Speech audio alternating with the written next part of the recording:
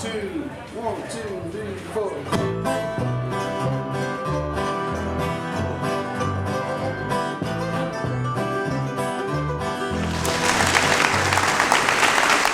In the early 90s, I was hired to be a guide on a small guest ranch down in southern Arizona. Now, this ranch raised most of their own horses, and so one of our responsibilities as guides was to ride and work with their colts. Now, the barn boss down there, who I'm going to call Bob, was obsessed with horses. He was constantly going to clinics and reading books and watching videos and talking to people. He was always trying to figure out why horses think and react the way that they do. And if he could ever pick up a little tip or a little trick or some training exercise that he thought would make his horses easier to get along with, then he would give it a shot.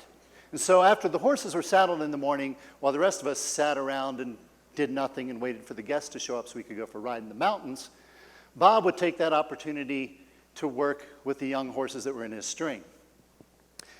Now, he had a young horse named George, and he decided one day that he was going to start playing follow the leader with George.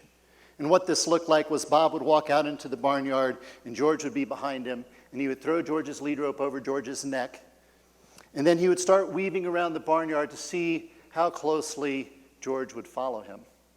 At first, this did not actually go that well, because as you can imagine, George found a lot of things that were more entertaining than Bob to him.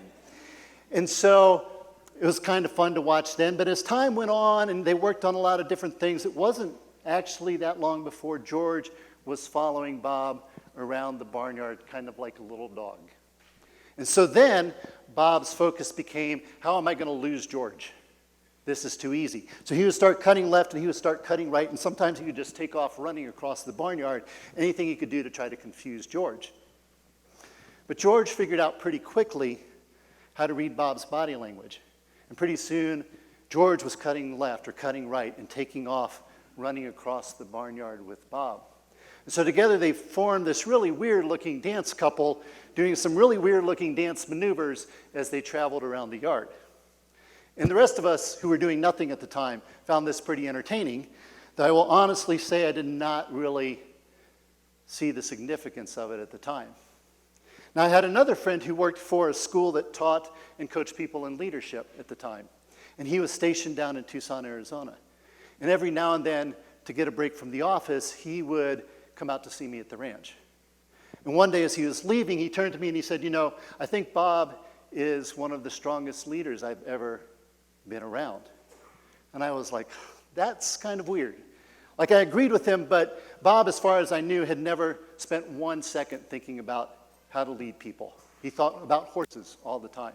So how did Bob elicit this statement from my friend? I didn't dwell on it too much. I continued to do my work down there. But at some point, I decided I wanted to figure out this horse thing. So I, too, started going to clinics and reading books and watching videos and talking to folks. And along the way, I decided to take a young horse that I had at the time named Willie, and I wanted to work with him very deliberately toward a goal of riding him bridleless. So what that means is I wanted to go out there and I wanted to jump on him bareback, not have a bridle, halter, rope, anything else on him, just me, and go for a ride. I figured if we had that level of connection, that would be a pretty neat thing to have. And so I started off with me on foot on the ground. Now, one thing to know about horses is that they're prey animals, and so they're very concerned about what is going to potentially eat them. While we as human beings have evolved as predators, so we're actually a little more concerned about finding something to eat. And so we look at the world a little bit differently. And one of the things with prey animals and horses is that they are experts at communicating and reading body language. If you watch a herd of horses or a herd of antelope out grazing, and one of them suddenly is slightly worried, they seem to simultaneously go on the alert. They all pick their heads up and they look toward the potential danger. And then somebody gives some sort of cue and they all either take off running or they all simultaneously seem to relax and go back to grazing and doing their thing. It's almost like they're telepathic, but it's also a matter of life and death for them. But they also will use their body language to communicate socially. So for example, you might see a horse out in the field with his back leg sort of cocked in this position and his neck might be dropped down a little bit and his ears flopped out to the side, and he's probably sleeping, but he's also telling people, or telling the other horses, that everything feels pretty safe to me right now. The sun's nice and warm. I partied too hard at the alfalfa bar last night, so I'm going to go to sleep. Or you might see a horse that decides it wants to eat at a particular hay pile. And so if you watch them, they'll walk directly toward that hay pile, and their ears may be flat back against their head. They may drop their neck way down low and weave it back and forth, kind of like a snake does. They may extend their nose out to where it looks like they're going to bite something. And they're basically telling everybody else in the herd, I want to eat this pile of hay, and if you think that you're tough enough to stop me, then we can have another conversation about this. And so, in the recognition of them communicating so much with their body language, I began to focus on my body language.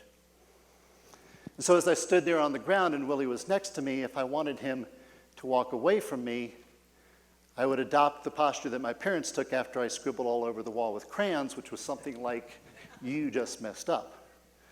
And then if I wanted him to be relaxed and think that everything was okay, I would change my posture to something that was more relaxed like this. And it wasn't very long before I would go like this to Willie and he would back up. And then I would change from this to this, and he would go from going backwards to walking towards me. So we played with a few exercises like that on the ground, and then I started to ride him. And again, I focused on my body language. Now, he couldn't see me as well, but he could feel my body. He could feel me shift my weight from one side to the other. He could feel my hips and my shoulders twist as I looked in the direction that I wanted to go.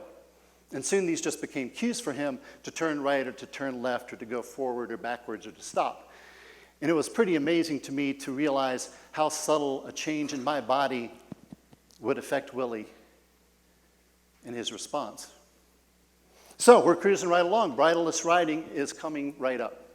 I'm pretty sure, until I'm not so sure. And I realized that we weren't really at the level of consistency that I wanted. Like, we seemed to be in sync some days, but other days we weren't. It seemed pretty easy to just say that, well, Willie's a horse. He's got his own brain, he has his own ideas, he has his own emotions, he has good days and bad days, just like we do as people. But I wanted to make sure as a horse person that I wasn't doing something to contribute to the inconsistency. And so I was thinking about it, and I came to the brilliant realization that maybe Willie wasn't the only one in the picture having a good day and a bad day. Maybe occasionally I was having the good day or the bad day. And I came to realize that while I was giving him some very deliberate, very conscious cues with my body, I was also giving him some unconscious cues with my body, depending on whether I was having a good day or a bad day. Now, we're all aware that our body does things that we aren't necessarily aware of when we feel different emotions. We smile when we're happy, and we frown when we're sad, and we furrow our brow a little bit when we're confused about stuff. But it's not just our facial expressions, it's our entire body that gets affected by our emotions. So when we're angry, we may tense all of the muscles in our body. When we're feeling very confident, our shoulders may go back. We walk with a little more of a loose gait. Our chest goes out a little bit. If we're uncertain about things, we might tend to hunch our shoulders and draw our head back down and walk a little more tentatively. And all of these things are a major part of our communication, especially with an animal as sensitive to it as horses are. There was a time when I was down in Arizona when I was working with a young horse, and I was trying to get him to open and close gates while I was riding him. And we'd worked on it a little bit, but this particular day was the end of a really long week, and we were all pretty excited about having a day off. But before we turned the herd of horses out, we needed to close some gates. So I jumped on this young horse and went out to close the gates. And everything went amazingly badly. I mean, we went out there and he didn't respond to my cues as smoothly or as well as he had in the past or as I had hoped that he would. And so I became a little frustrated. And so he got a little worse. And so I got a little more frustrated. And so he got a little worse. And it just kept going until pretty soon I was giving him the cue to go left and he was going right. I was giving him a cue to go backwards and he was going forwards. And we were just a beautiful, glorious mess out there together doing nothing. And about that time, somebody from the barn called over to me that they needed to tack a shoe onto a horse in the corrals. And so it was going to be a while before we could actually turn the horses out. So I should just take my time. And as soon as I did that and relaxed, we actually closed the gate pretty darn quickly. And I came to realize later that I had gone into that whole situation a little on edge.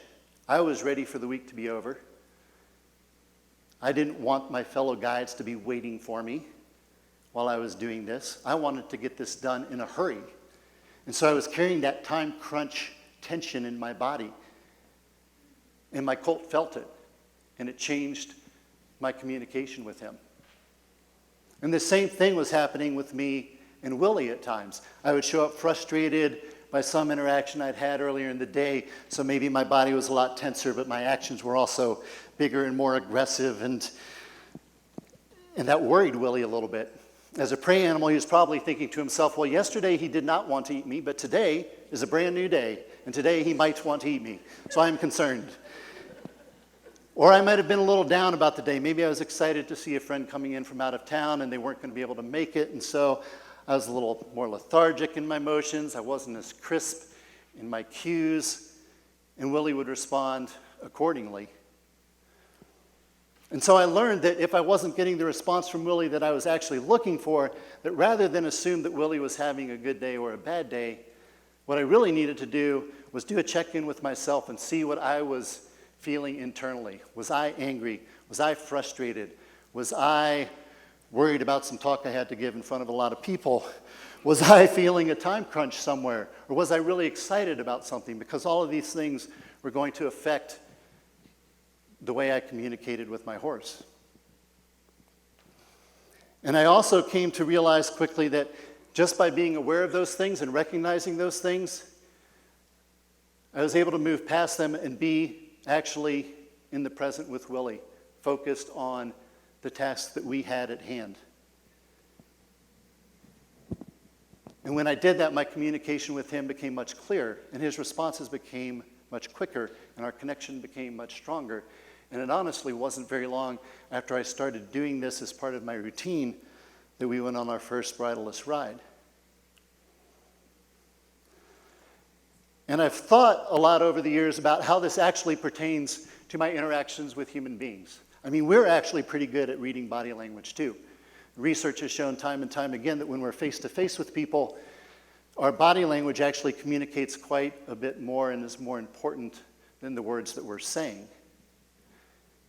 And so I wonder how many times I have gone into an interaction with a coworker or with a friend or with a family member carrying the frustrations, the concerns, the excitements of the day with me, and then tried to vocalize one thing while my body language told them something else. Like we have probably all been in that situation when we said to ourselves, well, they say they're not angry, but they sure look like they're angry. And how many times we do that, but in a more subtle way, where we try to vocalize one thing, and yet our body language is saying something else, and that leads to miscommunication, which leads to misunderstanding, which leads to frustrations. And it's a small step for me from there to like, well, that person's obviously just having a bad day. And so I think this is why Bob elicited that comment from my friend about leadership. I think that Bob, when he started working with horses, realized early on that whatever he was feeling inside, he needed to be aware of it because it was going to affect his interaction with the horse.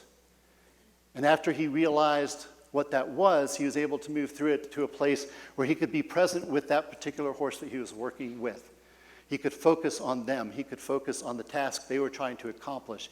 He could focus on the cues he was trying to give them. He could focus on what that horse needed from him so that they could move to a different level. And I think that when he did that, the horses saw him as someone who was consistent and as someone who was reliable and as someone that they could trust to even follow around the barnyard doing silly things, even though they didn't physically have to. And I think that he did this hour after day after week after year to the point where it was just a habit to him, and not just with horses, but also with his day-to-day life. I think with his coworkers and his family and his friends, he was the same way. I know that I saw him as someone who was consistent and reliable and someone that I could trust. And I think that's the lesson that gets beaten into my head every time that I work with horses. The awareness that what I'm feeling inside, what my emotions are actually important, because they don't affect just me, but they actually affect everybody around me and everything that I'm interacting with. And I hope that with that awareness, I can reach the place where Bob was, which was a place where he could be present for everybody. And he could be present for the conversations he was having, and he could be present for the things that they were trying to accomplish together, and he could be present for the things that he thought they might need from him so that together they can move to a different level of connection. And so I'm grateful to Willie and all the horses I've worked for and with for that lesson that's given to me every day. Thank you very much.